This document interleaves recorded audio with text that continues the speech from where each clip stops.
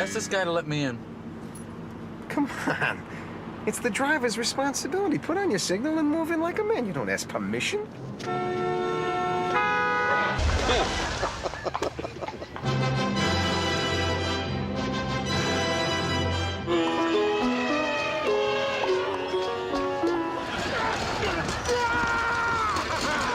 Ready to go to Paris? All set.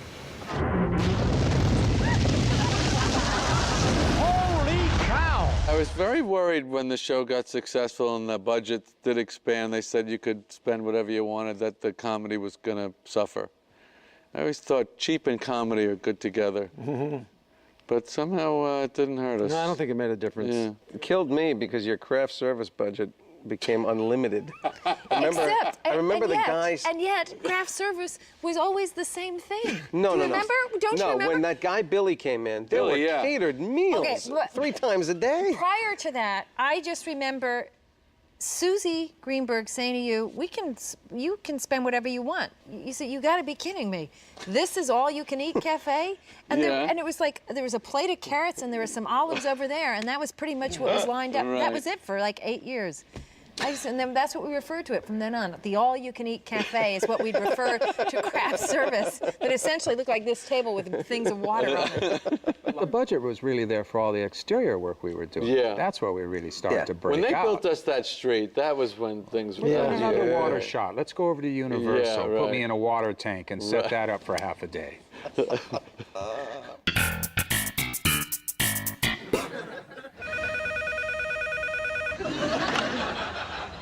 Buddy. Why are you wearing that? It's my winter coat. You're gonna wear this all the time?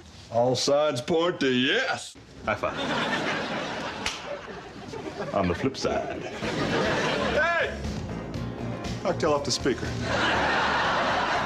I'm a recovering germaphobe. 10 years. Yeah, that's right. Yeah, that's right.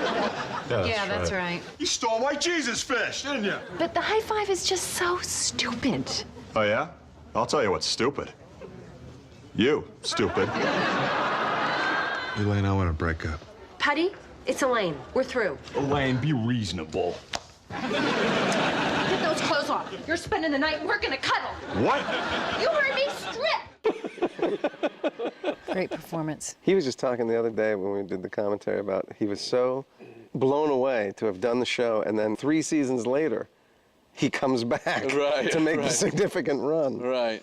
And he said it was just such a gift. He is so fantastic. And his energy was such a great foil against actually all of us, you know, because everything was so pitched and he was so there. And this too, you know, that way of squinting into the distance at some unseen object.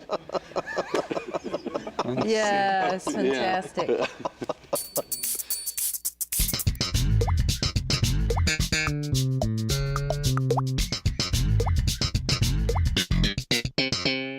I remember we were shooting outside somewhere on New York Street. Yeah.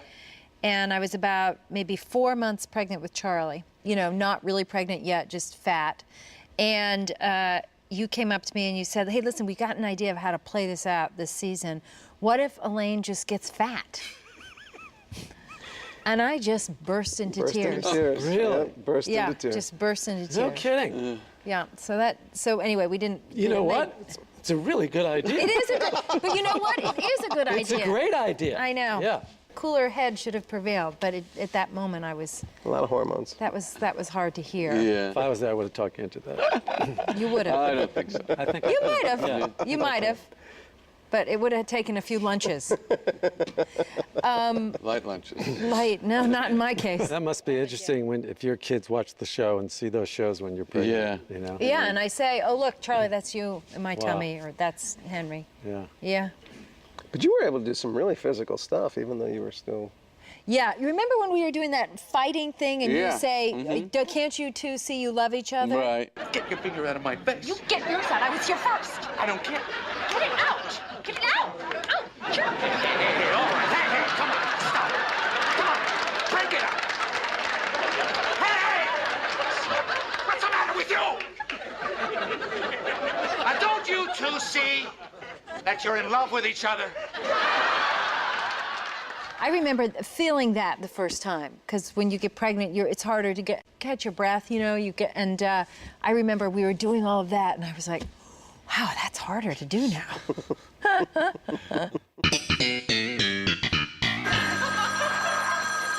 Should I pick up? Do you want me to get that?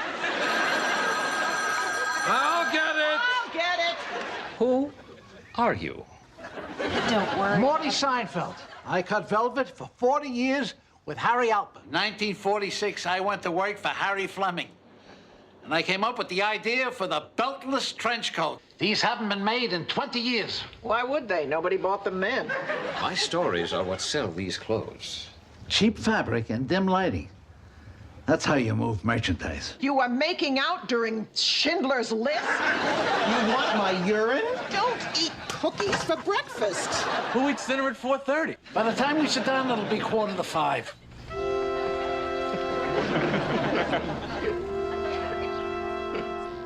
He's like Nixon. Yeah. So good. Lovely. Barney Martin. Oh, That was a so- godsend such a too. That sweet was guy. really what a sweet man. never acted in his life till he was 50 years old. That's Is that right? He was in New York City Cop. And he was in The Producers, the film of The Producers. Yep. He was very funny in Arthur. Arthur was a big move for him. Right. And he was Jackie Gleason's stand-in in The Honeymooners. Oh, I didn't know that. He Was would he really? rehearse. He would rehearse. No Because, kidding. you know, Gleason would never rehearse. Wow. And Liz was fantastic. Yeah. James Dean's ex-paramour. That's right. They fit together nicely, too, as a couple. The two of them? Yeah, Very he bought much that. so. You know who else I really loved? Lloyd Bridges did a couple of shows. Oh, Yeah. what a great man. Just a gem. Yeah. Boy, was he funny. And Yeah, sweet. and loved being funny. You think you're the #1 dad. You think that you are the #1 dad? This was a gift from my son. Oh, I see how it works now. He knocks me out of commission so you can strut around in your fancy #1 shirt. That was after me. It was? Lloyd Bridges, yeah. I wasn't there for him. You weren't there for Lloyd? No. Oh, I'm sorry. He was a lovely man. I'm sorry. What do you want? I want a decent sock that's comfortable that'll stay on my foot. It's not top of the muffin to you. No, it is. Oh, God. The chief beekeeper was this horrible hag of a woman with gnarled teeth and a giant wart she called a nose. He's back on the horse, Elaine. Smack. White Palace. A Chinaman's nightcap. If there's no human fund, those donation cards were fake. What's the matter with you? This is the third time I've had to repeat myself. I don't want you to think that anyone's going to treat you any differently just because of your handicap. I'd also like to welcome back into the fold our little shrimpy friend, George Costanza, who, although he really didn't have a very good year, how you blew that McConnell deal, I'll never know. But hey, what the hell, huh? We've always enjoyed his antics around the office. Anything you want to add to this? Drink up! It's come to my attention that you and the cleaning woman have engaged in sexual intercourse on the desk in your office. Is that correct? Was that wrong? Should I not have done that? I tell you, I got a feeling. That was hard to get through. Was that wrong? Yeah. Was I not have done that? Richard Fancy, he really seemed like he worked at that company. Yeah. You know? He's an amazing actor. Yeah. And years before Seinfeld, I did a pilot for NBC that was a spin-off from Family Ties called The Art of Being Nick. And he was in it essentially as an extra. And we didn't know each other, but he came up with a bit that we did that ended up in the pilot that was actually really funny. And then he shows up and he's the boss. Wow. It was such a treat to see him. Really talented guy. Yeah, And he's very Peterman, that was one of the Hurley. Another perfect greatest cast, yeah. casting. Boy, did he get everything out of every word there? He got it all. Yeah, with his own funky take on it. But it was a great character. I mean, if you look Totally. at those, we got the character from the catalog. Right. By the way, do you know that John O'Hurley has bought into the Peterman catalog now? He's part owner of it. Isn't that weird? That is weird. How about this shirt? Is this okay?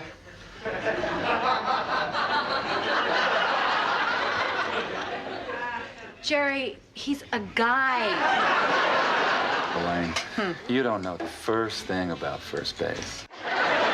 Stephen Snell, I know people, and I have a very good feeling about you. If you bring it up again, I'll feed your genitals to a wolf. Can I ask you something? Listen, you... Wait. All aboard the pain train.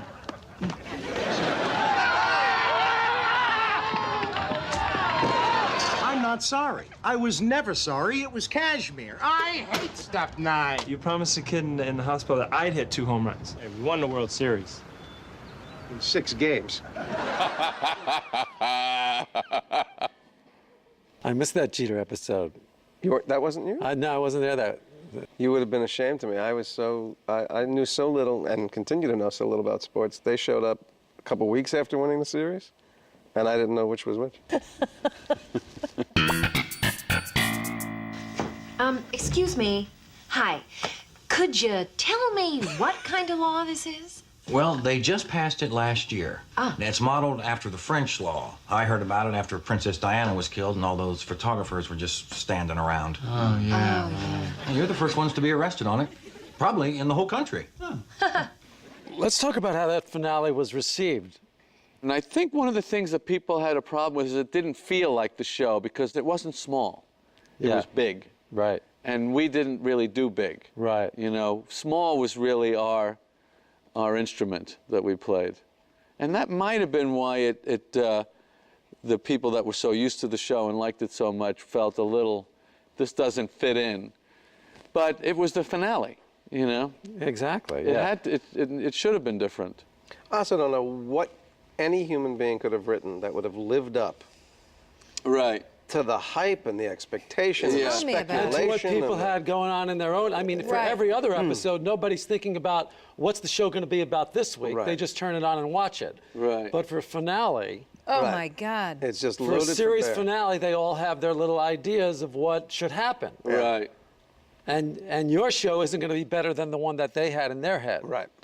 And what could be more fun than seeing everybody that we had seen over those 9 years come back through our lives, through this, you know, the only possible venue that they could was this crazy trial. If I had to do it all over again, I wouldn't have kept it so secret, like what it was about and all that. What difference did that make? Well, I just think that... it heightened the hype? Raised the expectations again, raised the expectations, Although I think that's unavoidable. I mean, how many people ultimately tuned in to watch it? Something crazy like 70 million or something like that? You couldn't avoid it. And we didn't die licking an envelope, so... Yeah, no. The 4 of us are in a jail cell. Yep. That's the closure. That's ultimately what everybody was tuning into. We were talking about if we did one more scene, you know, it would be a coffee shop scene of them getting out of prison, and they'd get in the booth, the 4 of them, and the first line would be, "That was brutal." She's all tatted up, shaved in. Huge muscles. We could have kept going, obviously. We were the #1 show on television. And I always wanted to ask you, actually, if you were as convinced, were you completely convinced at that moment that we were doing the right thing? You know, when we go through this stuff and the feelings come up again, you go, oh, maybe we should have. But at the time, it not only seemed artistically right, it seemed right for where we all were in our lives at that moment. We've done this, and it's not going to get better than this. We can sustain it, but it's not going to get better, and I think you're right. That's a good indication of maybe that's the time. I was open to going ahead. Right. But when I heard that, I go, that's the first time I've ever heard that kind of thinking. We can't get any better. It was pretty hard for me to do the show that way. I mean, I was struggling. You know, you had 9 years of no break.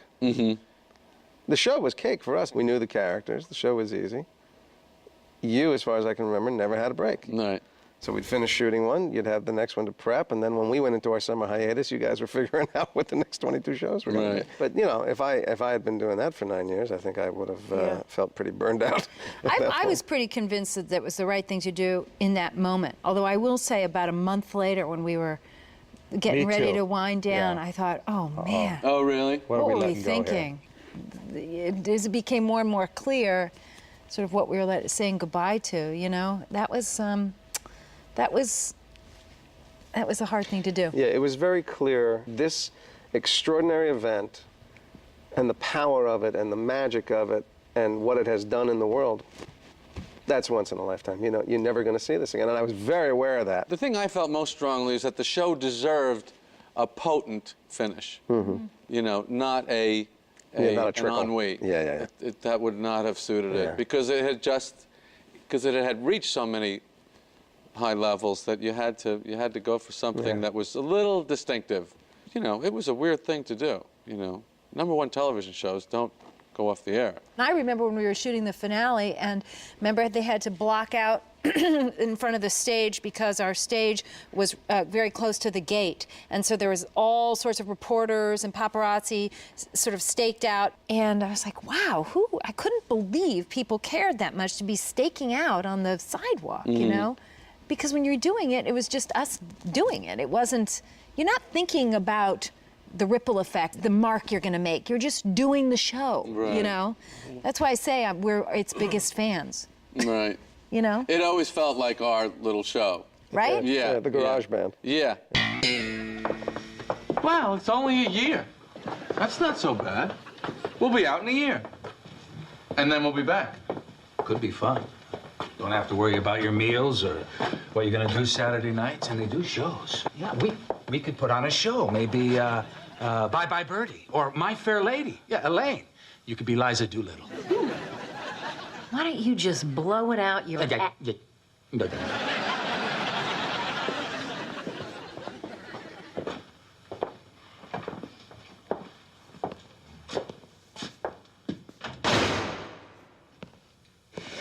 See, now to me, that button is in the worst possible spot.